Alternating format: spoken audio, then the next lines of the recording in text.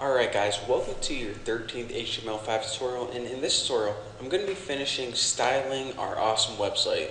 So what I want to do is Và bây giờ chúng ta bước vào bài số 13 phải không? Và trong cái bài này tôi sẽ kết thúc cái việc trang trí cái trang web tuyệt vời của chúng ta. It's just a couple quick things. This is probably going to be a quick tutorial.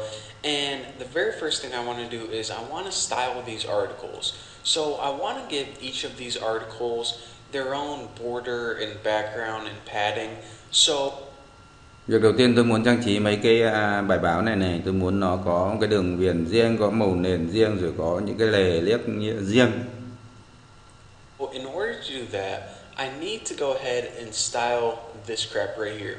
So what I'm going to be doing is, take note of this, I'm not going to be styling the overall section because whenever we start, yeah, right there. Bạn thấy là tôi sẽ không styling tất cả cái section đấy, mà tôi sẽ làm từng cái article một. I got lost there. Whenever we styled the main section, that was pretty much to lay out the entire overall, I don't know, this entire overall section right here. However, I want to style each individual article.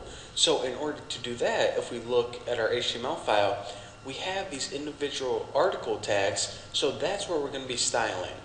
So let's go. Và chúng ta không muốn làm cái từ main section mà chúng ta làm với cái article nhé. Go ahead and in our CSS, go ahead and just article. Type article, and now we can apply the properties to each individual article. For example, we can give each one a background color, and let me give it like a nice peach color, guys. So that should be something light. And also, let me give it a border. Let's see, what border would be good with that? A red border maybe. So border equals 1 pixel solid red, not nerd, red. That's a little bit better. And I also want to give a padding because I want some space between the text and the border. So I'm going to give it an overall padding of 20 pixels. Now another thing is, this padding, it isn't going to affect the spacing and mess up the overall flow of our layout. So that's another reason that I like to style within the article itself. It's only going to affect the padding of the content itself. And another thing I want to do is I want to change. Cái padding này nó chỉ tác dụng với cái content của từng cái article thôi. Change the margin on the bottom. So margin, and just like border top, you can do margin bottom. Margin bottom, you can also do margin top, left, right. By the way, you probably would have guessed that.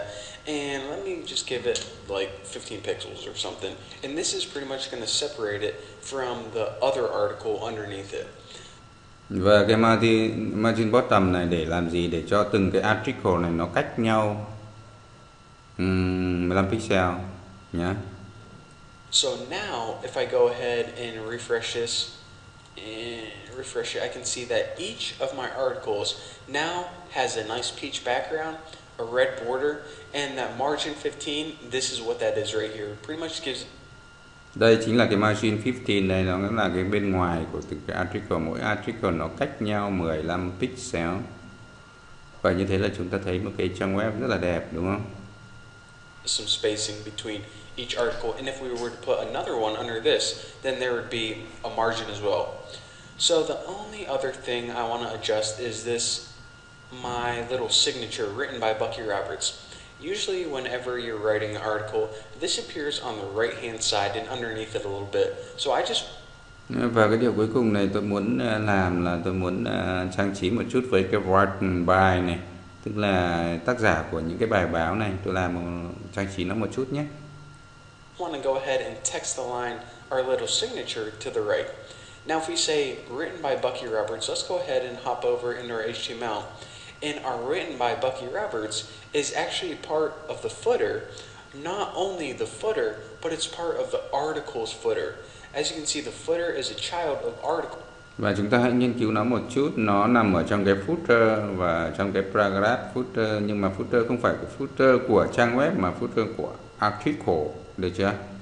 Của cái bài báo. Cool. So this is what I'm going to do. And this is one of the cool things about having a footer inside the article.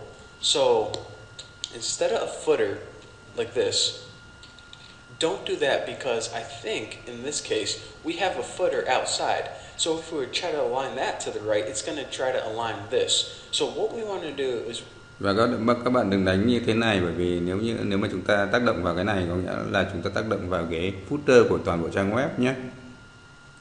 we want to say, okay, we want to work with the footers, but only the footers in the articles. So if you go ahead and hit article footer, that's going to only apply the style to the footers in the articles. So let me just go ahead and text align right, and hopefully if I didn't mess anything up, and go to my Và chúng ta làm như vậy thì tôi hy vọng là mọi việc sẽ ổn. website, bam, check it out. This footer is Và như vậy chúng ta thấy là cái footer của toàn bộ trang web không bị ảnh hưởng gì cả, mà chúng ta chỉ căn chỉnh cái tác giả này sang bên phải trong cái footer của article thôi, rất là ổn phải không? Rất là dễ dàng. still center aligned. However, the article footers are now on the right. So that is the effect that I wanted, and pretty much our website is laid out awesomely now. And again, I want to mention this before you guys think that I'm just a terrible web designer, because I am, but in the case that these colors are really awfully, they don't flow at all. Whenever you're making a website, then you typically want all the colors to be similar, not the same, but kind of in the same, I don't know, kind of like, I don't know what word I'm going for, kind of like similar. Và bây giờ tôi đã hoàn thành cái design của mình rồi. Các bạn biết là đối với một số người mà làm về mỹ thuật chẳng hạn thì có thể nhìn thấy những cái thứ này quá là củ chuối, nhưng mà tôi chỉ biết làm như vậy thôi thì biết làm sao nhỉ? Or color scheme, that's what I'm looking for, the same color scheme. So the reason that I had this yellow and dark blue and peach was just so you guys could see.